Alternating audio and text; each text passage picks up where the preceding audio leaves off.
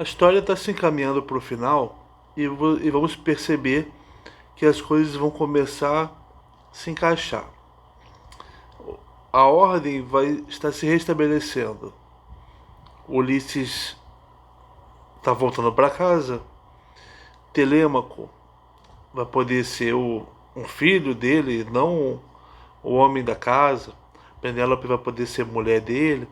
Os pretendentes que não têm lugar ali não são Ulisses. Isso vai ficar claro com a incapacidade deles de manejar o arco do Ulisses, que é aquilo que demarca bem quem é o herói naquela casa.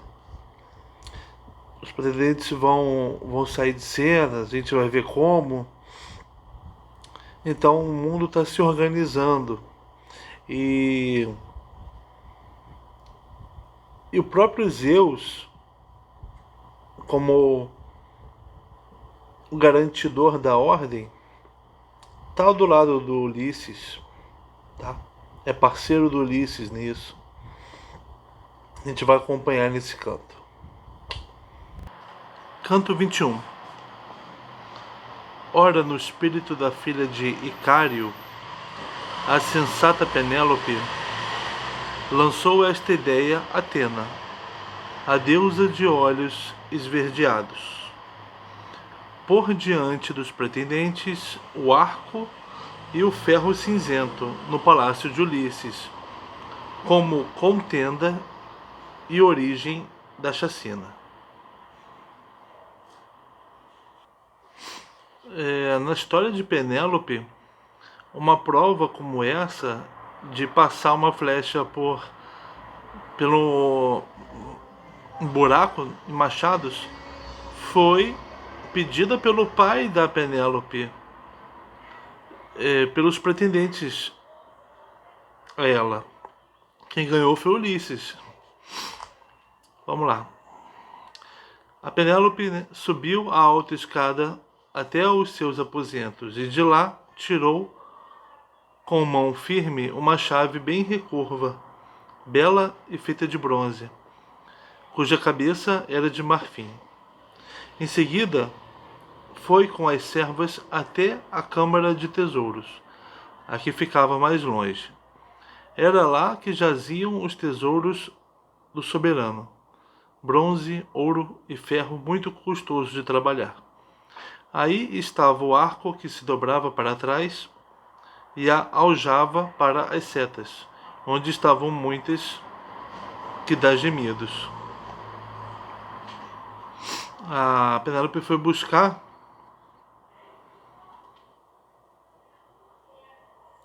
com as servas, além dos tesouros, onde lá estavam, além dos tesouros do Ulisses, o arco e as flechas. Né?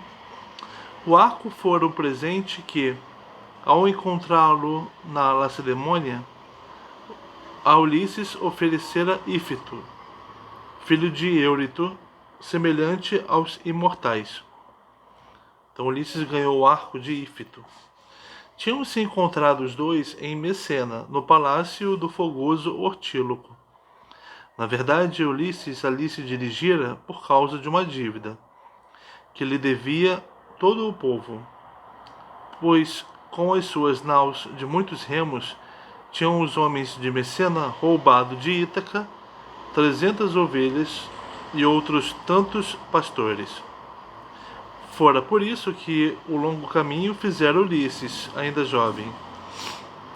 O pai e os outros anciãos o tinham mandado. Ulisses e Ífito encontraram-se em Messena e Ulisses estava lá porque o povo de Messena devia ao de Ítaca, né, 300 ovelhas. Então Ulisses foi mandado para lá pelo pai. Por seu lado, Ífito viera a Messena à procura de 12 éguas que perdera, as quais amamentavam mulas robustas. Estas acabariam por lhe trazer a morte e o destino, quando se encontrou com o filho magnânimo de Zeus, Heracles, o homem, bom conhecedor de atos de coragem. Foi Heracles que o matou, embora fosse seu hóspede em sua própria casa. Homem duro, que não respeitou a ira dos deuses, nem a mesma amiga que lhe pusera à frente, nem a mesa amiga que lhe pusera à frente. Ífito recebeu bem o Heracles, mesmo assim foi morto por ele. Matou-o e ficou-lhe com as éguas de fortes cascos. Foi na busca pelas éguas que Ífito encontrou Ulisses e lhe deu o arco, que antes pertencera ao grande Eurito, o qual, ao morrer, o deixara ao filho no alto palácio. A Ulisses deu Ífito ainda uma espada afiada e uma forte lança, como início de sua amizade, mas nunca se sentariam à mesa um do outro, pois antes disso o filho de Zeus, o Hércules, mataria Ífito, filho de Eurito, semelhante aos imortais, que lhe dera o arco. Arco esse que o divino Ulisses nunca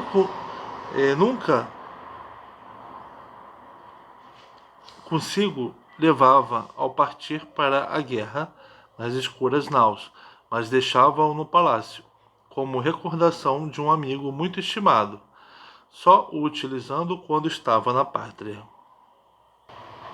Então foi assim que Ulisses ganhou o arco. Quando chegou à câmara, a mais divina entre as mulheres, pisou a soleira de carvalho, que outrora um carpinteiro polira com perícia e endireitara com um fio, colocando em seguida a ombreira e depois as portas reluzentes. Logo Penélope desapertou a correia do gancho e introduziu a chave, fazendo correr o ferrolho com segura pontaria. A porta mugiu como um touro a pastar na pradaria, e rapidamente voaram os batentes quando se abriu a porta por intermédio da chave. Depois foi até a plataforma elevada, onde estavam as arcas em que se guardava a roupa perfumada. Repara nessa descrição do abrir da porta, como passa a ideia de um mecanismo intrincado e a porta mugiu, quer dizer, fechada há muito tempo, né? Estava fechada há muito tempo.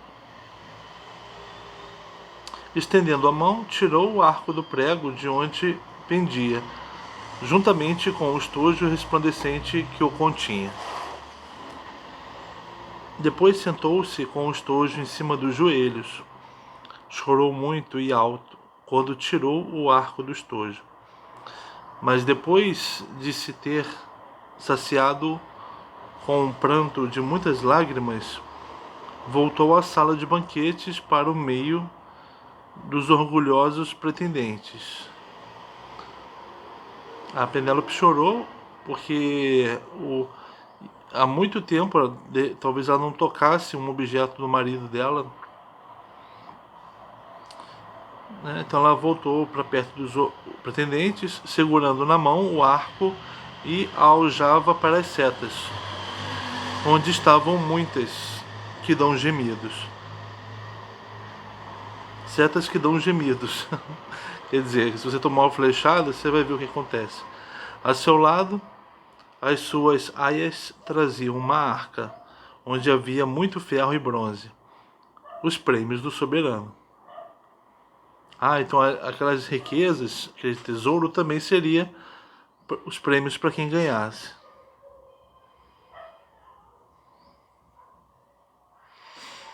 Quando se aproximou dos pretendentes a mulher divina, ficou junto à coluna do teto bem construído, segurando à frente do rosto um véu brilhante. De cada lado se colocara uma criada fiel. Logo falou Penélope aos pretendentes: ouvi-me, orgulhosos pretendentes, que esta casa escolhestes para nela comerdes e beberdes sem nunca cessar, uma vez que o dono está ausente há muito tempo. Nem outra desculpa fostes capazes de expressar, além do desejo de me desposares e terdes como mulher. Mas agora, ó pretendentes, tendes o prêmio à vossa frente. Estabeleço como certame o arco do divino Ulisses. Quem com mais facilidade armar o arco nas mãos e fizer passar a seta pelo meio dos 12 machados, a esse eu seguirei e deixarei esta casa da minha vida de casada. Uma casa bela, cheia de riquezas, que sempre recordarei, penso até em sonho.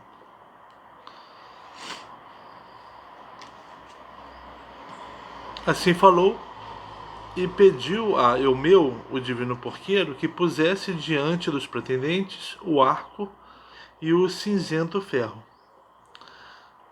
Com lágrimas nos olhos, Eumeu pegou neles e colocou-os. E chorou também o boieiro, o outro servo de Ulisses, ao ver o arco do soberano. Porém, Antino repreendeu-os, tratando-os pelo nome.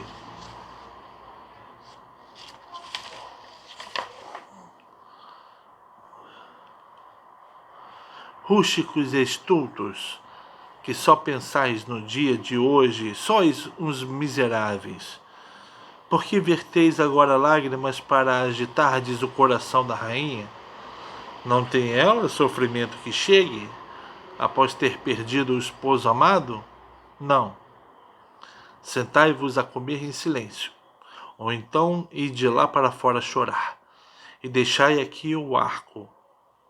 Esse desafio tremendo para os pretendentes, pois não penso que facilmente esse arco polido se deixe armar. É que nunca houve entre todos os homens alguém com as qualidades de Ulisses. Eu próprio o vi. Guardo essa lembrança, embora fosse uma criança.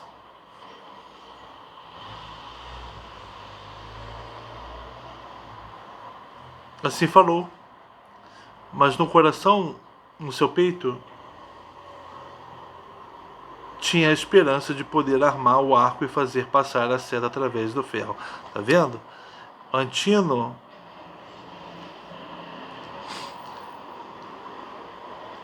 age, ele esconde a intenção dele.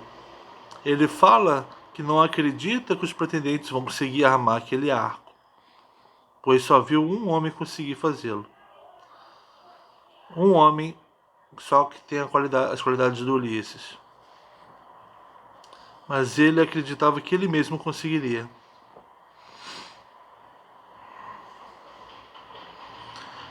Mas olha só, porém seria ele o primeiro a provar o gosto de uma seta, disparada das mãos do irrepreensível Ulisses, a quem ele, sentado no palácio, desonrava, incitando os seus companheiros. Entre eles falou então a força sagrada de Telêmaco. Prodígio, de certo Zeus Crônida me tirou o entendimento. Afirma a minha querida mãe, apesar de tão sensata, que seguirá outro homem e deixará esta casa. Mas eu rio-me e sinto alegria na minha mente desvairada. Agora, ó pretendentes, uma vez que se mostrou este prêmio, uma mulher como não há outra na terra dos aqueus, nem na sagrada Pilos, nem em Argos ou Micenas, nem mesmo na própria Ítaca, nem no escuro continente. Mas vós sabeis já tudo isso. Não preciso louvar a minha mãe.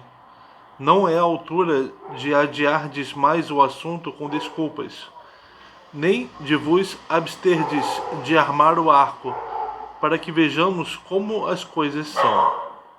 Aliás, eu próprio também faço tensão de experimentar o arco. Se eu for capaz de armá-lo e de fazer passar a seta através do ferro, Não me incomodará que a minha excelsa mãe abandone esta casa, partindo com outro, visto que eu aqui ficaria com o estatuto de quem já é capaz de alcançar os feitos gloriosos do Pai. Assim dizendo, tirou a capa purpúrea dos ombros e levantou-se. Dos ombros tirou a espada afiada. Primeiro colocou de pé os machados, cavando uma vala comprida para eles todos, endireitando-os com um fio. Depois calcou a terra à volta dos machados, e o espanto dominou quem o observava, porque ele agia com tanto método. Ele que nunca vira colocar os machados. Depois foi até a soleira e daí experimentou o arco. O Telêmaco está surpreendendo pelo que acabou de falar, que ele também vai competir e caso vença, deixará a mãe ir e também por estar arrumando a prova. Como se soubesse o que está fazendo.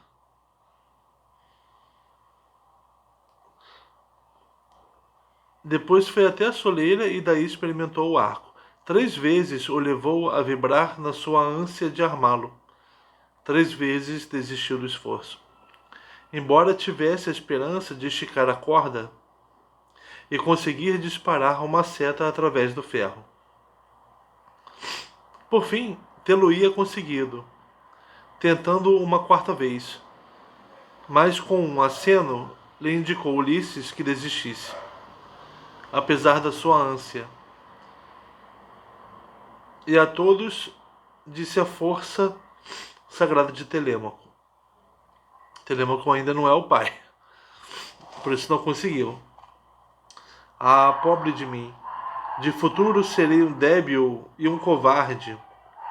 Ou então sou demasiado novo, não podendo ainda confiar nas mãos para me defender de alguém que me agrida sem causa. Mas vós, que sois superiores a mim na força, experimentai o arco e continuemos o certame. Assim dizendo, pôs o arco no chão, encostando-o contra os batentes bem polidos da porta dupla. Aí colocou também a seta veloz contra a fina argola, e de novo foi se sentar no assento de onde se levantara.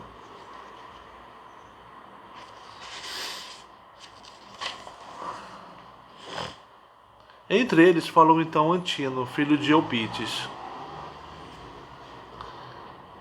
Levantai-vos todos por ordem, da esquerda para a direita, ó amigos, começando pelo lugar onde o serviçal serve o vinho. Assim falou Antino, e a todos agradaram as suas palavras. O primeiro a levantar-se foi Liodes, filho de Enops, que desempenhava a função de sacerdote. Costumava sentar-se junto à taça para misturar o vinho, na parte mais interior da sala.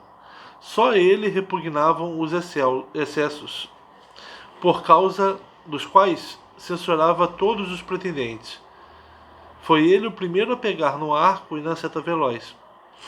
Pôs-se de pé na soleira e de lá experimentou o arco, mas não logrou armá-lo, pois antes que o conseguisse, se fatigaram as mãos delicadas. E assim disse aos outros: meus amigos, não serei eu a armar este arco, que outro o tome. Mas muitos serão os príncipes a quem este arco roubará o coração e a vida, uma vez que é de longe preferível morrermos a ficarmos vivos e falharmos naquilo que sempre aqui nos reuniu, quando ficávamos na expectativa dia após dia. Ele está prenunciando o que vai acontecer. Neste momento, é como se eles estivessem falando, estivessem fazendo um presságio. Um presságio é uma antecipação do que vai acontecer. E isso não vem deles. Deus pode estar influindo isso neles. Neste momento, qualquer um acalenta no espírito a esperança de casar com Penélope, a esposa de Ulisses. Mas depois de ter visto e experimentado o arco, que vai fazer a corte a outra das mulheres de belos vestidos, oferecendo presentes nupciais. Então deverá Penélope desposar quem mais oferecer e quem se lhe afigurar o noivo destinado. Assim dizendo, pôs o arco no chão, encostando-o contra os batentes bem polidos da porta dupla. Aí colocou também a seta veloz contra a fina argola, e de novo se foi sentar no assento de onde se levantara. Mas Antino repreendeu-o, tratando-o pelo nome. Liodes, que palavra passou além da barreira dos teus dentes? Palavra terrível, insuportável. Eu enfureço-me de ouvi-la. Se este arco irá roubar a príncipes o coração e a vida, é porque não o consegues armar. Pois digo-te que a tua excelentíssima mãe não gerou um filho com força para armar arcos e disparar setas. Mas outros entre os orgulhosos pretendentes o conseguirão.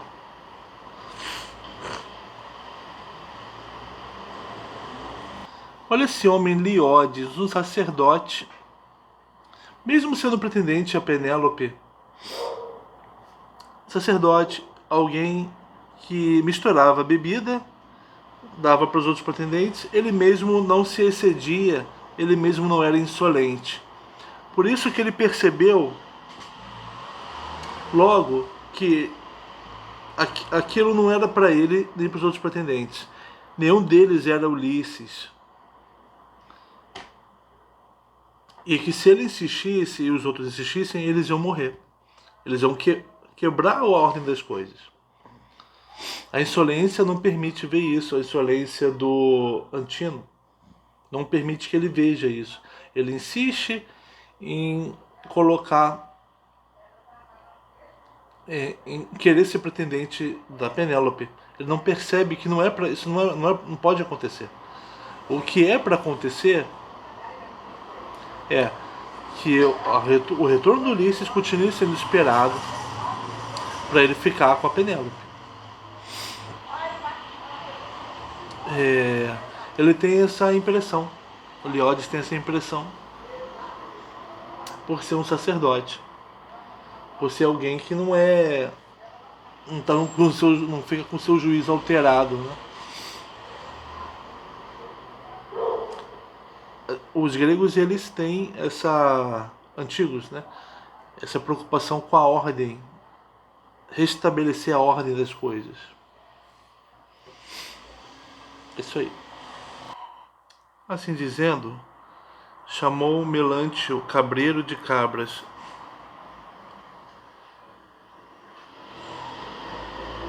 Venha cá, ó Melantio. Acende o lume na sala e põe ao pé uma cadeira grande, com um velo por cima. Traz lá de dentro uma grande rodela de sebo, para que nós, os jovens, possamos aquecer o arco e besuntá-lo com gordura. Depois experimentaremos o arco para continuarmos o certame. Assim falou. E logo Melantio avivou o lume que nunca esmorecia. Perto dele colocou uma cadeira e por cima dela pôs um velo. Lá de dentro trouxe uma grande rodela de sebo com que os jovens aqueceram e experimentaram o arco. Mas não eram capazes de armá-lo, pois faltava-lhes em muito a força precisa. Antino continuava a tentar, e também o divino Eurímaco, príncipes dos pretendentes, e de longe os melhores deles todos. Mas nesse momento saíram juntos da sala outros dois, o boieiro e o porqueiro do divino Ulisses. E atrás deles, através da casa, foi o próprio Ulisses. Quando já estavam fora dos portões e do pátio, falou-lhes com palavras doces como mel. Ó boieiro, e tu, porqueiro, dir-vos-ei algo e ocultá-lo-ei? Dir-vos-ei algo ou ocultá-lo-ei? Não. O meu espírito impele-me a contar-vos uma coisa. O que Ulisses vai contar? Como seríeis vós a defender Ulisses se ele regressasse de repente, trazido para aqui por um deus? Daríeis ajuda aos pretendentes ou a Ulisses? Falai como entenderdes no espírito e no coração. Respondendo-lhe, assim falou o boieiro de bois. Ó Zeus Pai, que tu possas cumprir tal possibilidade. Que chegue aqui este homem, que o traga já um Deus. Então ficarias a saber como as mãos obedecem à minha força. Do mesmo modo pediu Eumeu a todos os deuses que regressasse à sua casa o sagaz Ulisses. E quando Ulisses reconheceu a lealdade dos dois, logo lhes respondeu, dizendo estas palavras: Aqui estou. Sou eu próprio que estou em casa, tendo chegado à pátria depois de muito sofrer e após 20 anos de ausência. E reconheço que só para vós, de todos os meus servos, regresso como pessoa desejada. A nenhum outro ouvi que rezasse pelo meu regresso para que eu voltasse para casa. Mas a vós dois direi a verdade, tal como ela será. Se o Deus me permitir subjugar os arrogantes pretendentes, dar-vos-ei a cada um uma esposa, assim como propriedades, e uma casa construída perto da minha.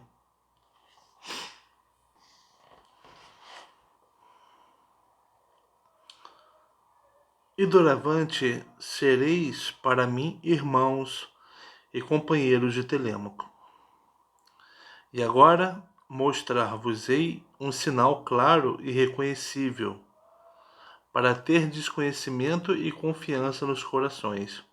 A cicatriz que outrora me deixou a presa de um javali, quando subi o Parnaso com os filhos de Autólico.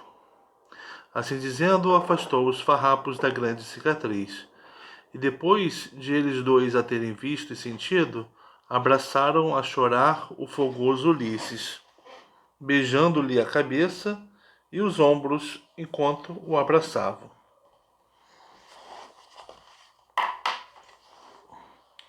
De igual modo, Ulisses lhes beijou a cabeça e as mãos. E o sol ter-se-ia posto sem que tivessem parado de chorar, se Ulisses não os tivesse afastado com estas palavras. Parai agora de chorar e de vos lamentar. Não vá alguém sair do palácio e reparar, para depois divulgar lá dentro. Mas voltemos a entrar, uns depois dos outros, mas não todos juntos. Primeiro eu, depois vós, e este será o sinal. Todos os outros, os arrogantes pretendentes, não permitirão que me sejam dados o arco e a aljava. Mas tu, divino meu, quando levares o arco através da sala, põe-no nas minhas mãos e diz às mulheres para se fecharem nos seus aposentos, trancando as portas. Por isso também que Ulisses se revelou para eles, para que eles o ajudassem, né? E se alguma delas ouvir gritos ou berros dos homens apanhados na nossa rede, que não saiam cá para fora, mas que fiquem onde estão, em torno dos seus trabalhos. E a ti, divino Filécio, ordeno que ponhas a tranca nos portões do pátio, e ata bem os ferrolhos com cordas. Filécio deve ser o boieiro, né? Assim dizendo, voltou a entrar no palácio bem construído, e sentou-se de novo no assento de onde se tinha levantado. E entraram depois os 2 servos do divino Ulisses. Estava Eurímaco a segurar nas mãos o arco, aquecendo-o de um lado e de outro perto do fogo. Mas nem assim foi capaz de armá-lo. Gemeu-lhe o nobre coração e, decepcionado, dirigiu a todos estas palavras: Ah, como me entristeço, não só por mim, mas por todos. Não é tanto pelo casamento que choro, embora isso me afete. Há muitas outras mulheres dos aqueus, umas na própria Ítaca rodeada pelo mar, outras nas demais cidades. E antes, por ficarmos tão aquém no que respeita à nossa força do divino Ulisses, visto que não conseguimos armar o arco. É uma censura de que ouvirão falar os vindouros, mais um sinal de que eles não devem. Aquele lugar não é para eles, né? Então, teve aquele homem lá atrás e agora o Eurímaco falando. E o Antino, o mais sem cabeça, né, de todos, vai insistir.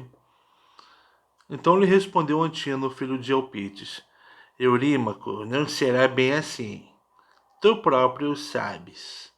Hoje, entre todo o povo, celebra-se a festa daquele Deus. É festa sagrada. Quem quereria armar um arco? Está se referindo a Apolo, é o deus do arco. Está dizendo que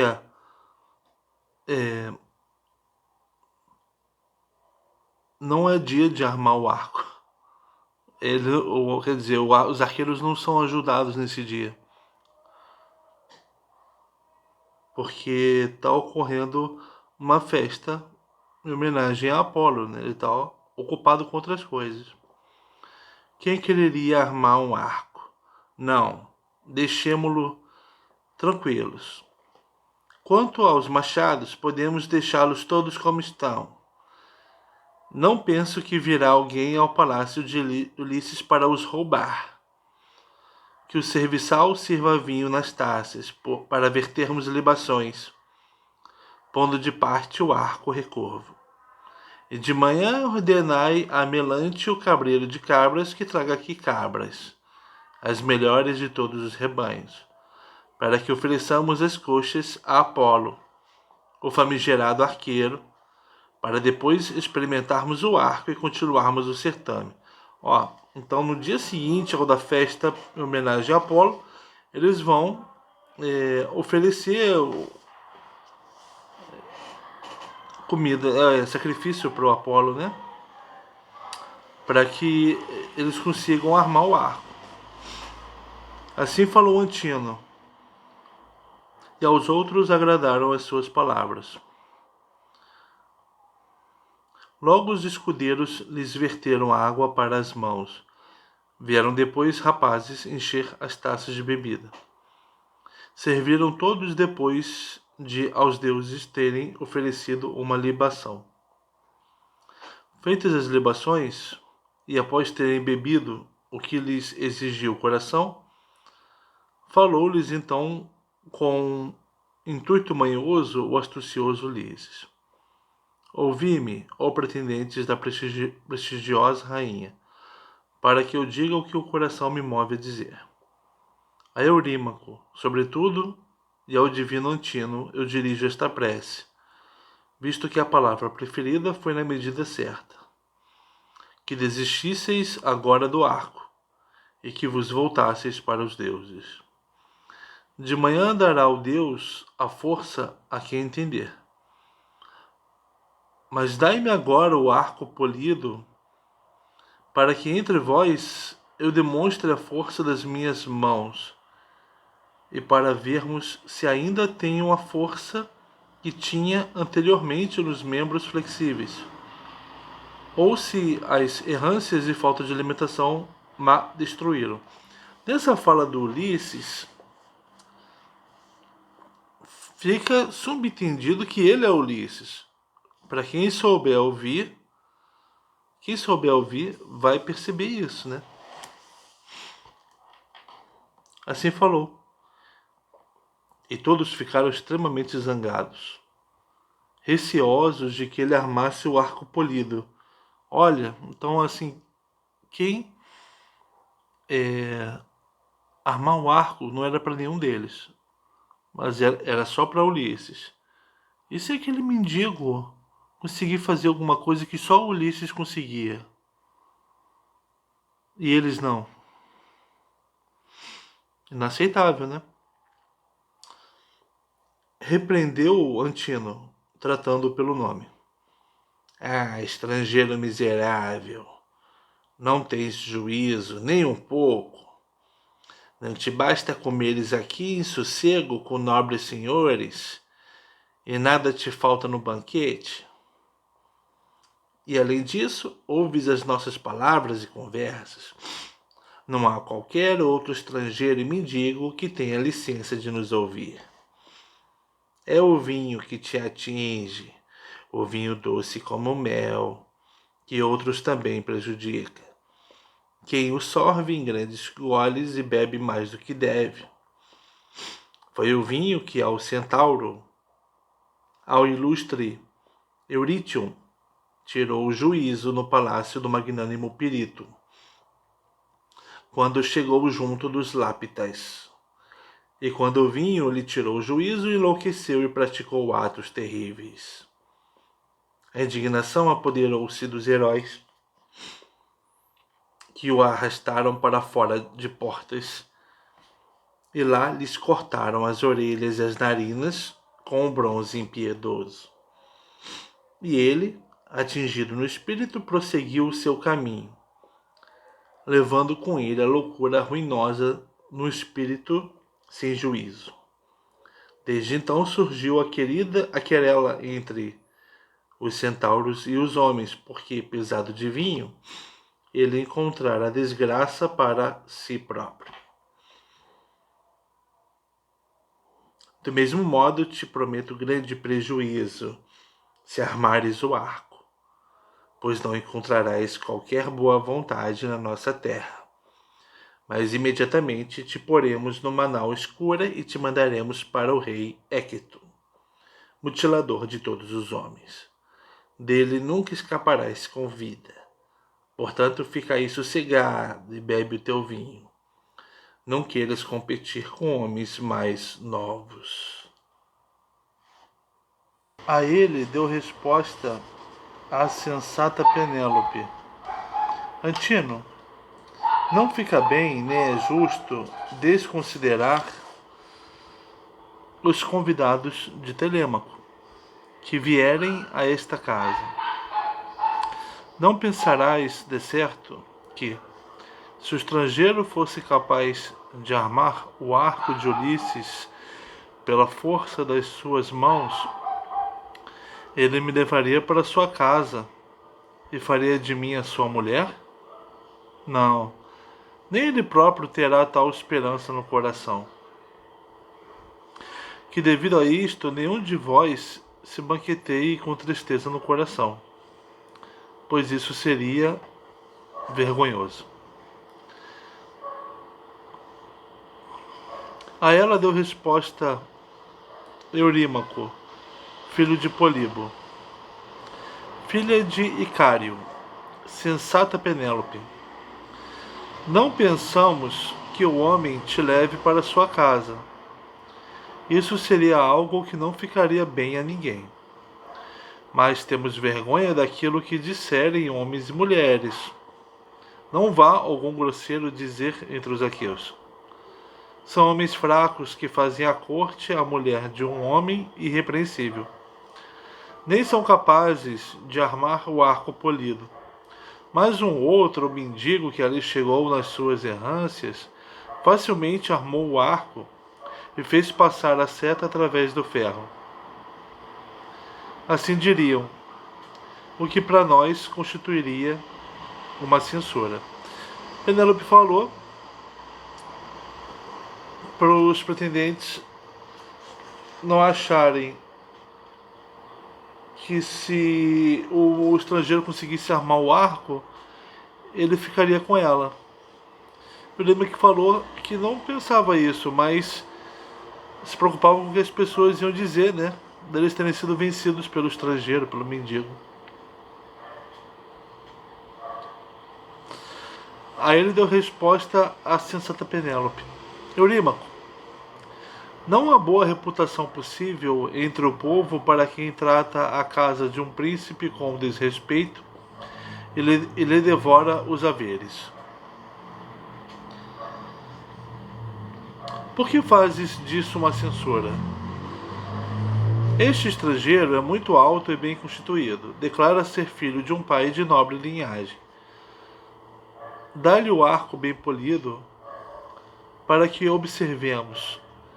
E mais isto vos direi, coisa que se cumprirá. Se ele armar o arco e se Apolo lhe conceder essa honra, dar-lhe-ei como roupa uma capa e uma túnica, lindas vestes e um dardo pontiagudo, para afastar cães e homens, e uma espada de 2 gumes e sandálias para os pés. E providenciarei o transporte para onde quiser ir. A ela deu resposta o prudente Telêmaco: Minha mãe, quanto a este arco, não há ninguém com mais direito que eu entre os aqueus de dá-lo ou negá-lo a quem quiser. De todos quantos são príncipes em Ítaca Rochosa, ou nas ilhas, ou na Hélide apacentadora de cavalos. Nenhum destes homens me forçará contra minha vontade, nem que eu quisesse oferecer o arco ao mendigo para levá-lo com ele. Agora volta para os teus aposentos e presta atenção aos teus lavores, ao tear e à roca. E ordena às tuas servas que façam os seus trabalhos, pois o arco é aos homens que diz respeito, a mim sobretudo. Sou eu que manda nesta casa. Penélope, espantada, regressou para sua sala e guardou no coração as palavras prudentes do filho. Depois de subir até os seus aposentos com as servas, chorou Ulisses, o marido amado, até que um sono suave lhe lançasse sobre as pálpebras Atena de olhos esverdeados.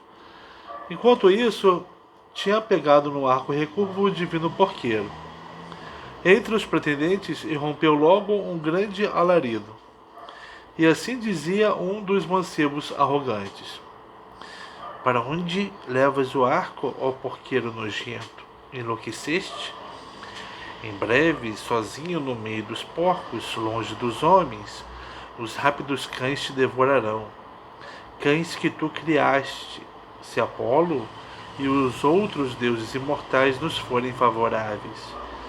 Assim falavam, e o porqueiro que levava o arco largou-o receoso, porque muitos berravam na sala de banquetes.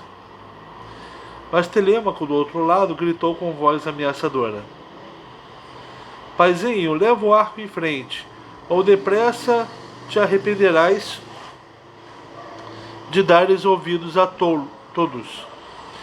Vê lá se, embora mais novo, eu não te expulso, mas é da terra, a pedrada. Sou mais forte. Quem me dera ser assim mais forte de mãos que todos os pretendentes que estão aqui no palácio.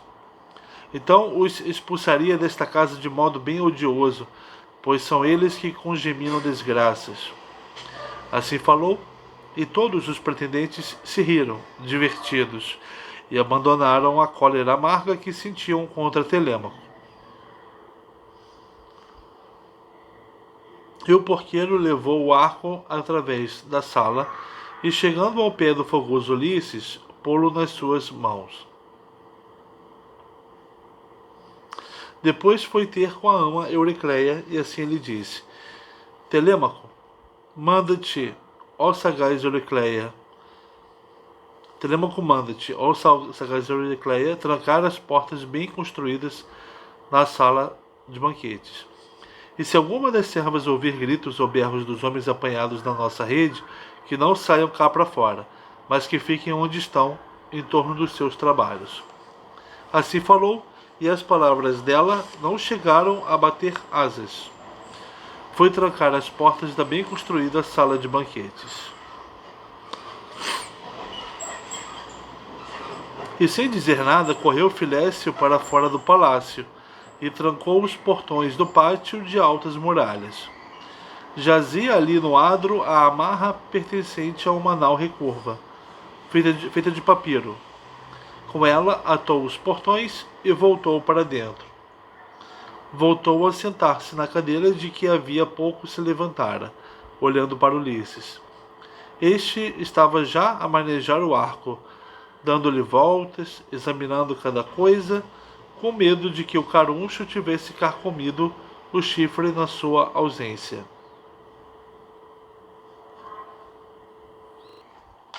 E assim dizia um dos pretendentes, olhando para o vizinho: o homem deve ser conhecedor ou mercador de arcos. Ou ele próprio tem tais arcos em sua casa, ou então quer fazer um igual, e por isso anda com ele às voltas. Que vagabundo mais experiente de coisas danadas! E outro dos jovens arrogantes assim dizia: oxalá ele obtenha vantagem na medida em que se revelar capaz de armar aquele arco.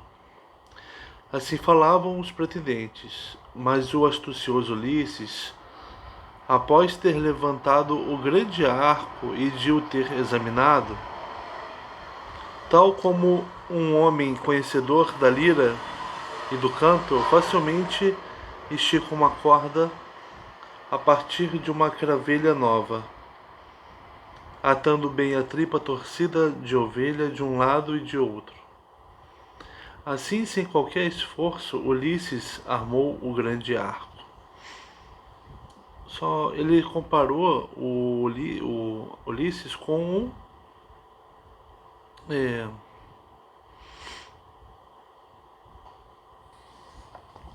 um Aedo, que cantava poemas como esse aqui, e tocando a cítara. Comparou Ulisses com um Aedo, com o próprio cantor da Ilíada e da Odisseia. Assim, sem qualquer esforço, Ulisses armou o grande arco. Pegando nele com a mão direita, experimentou a corda, que logo cantou com um belo som, como se fosse uma andorinha. Olha, o Ulisses, de certa forma, virou um Aedo, né? Deixou de ser apenas um personagem da história, como um cantor da própria história. Mas os pretendentes estavam muito preocupados, e todos mudaram de cor. Zeus trovejou do alto, enviando o seu sinal. E em seguida se regozijou o sofredor e divino Ulisses, porque lhe mandara um presságio o filho de Crono de retorcidos conselhos. Zeus começa a agir junto com Ulisses, como se fosse um parceiro. Não mais Atena é parceira de Ulisses, mas o próprio Zeus. Pegou numa seta veloz que estava ali ao pé, em cima da mesa, pois as outras estavam todas na oca aljava, as que em breve os aqueus iriam provar. Colocando a seta no meio do arco, puxou a corda e o entalho, e da cadeira onde estava sentado disparou a seta com pontaria certeira, e não errou nenhum dos orifícios dos machados do primeiro ao último, mas a seta de bronze e a ponta atravessou pelo meio de todos. E assim disse a Telêmaco: Telêmaco, o estrangeiro que está sentado no teu palácio não te traz vergonha. Não errei o alvo, nem me esforcei muito para armar o arco.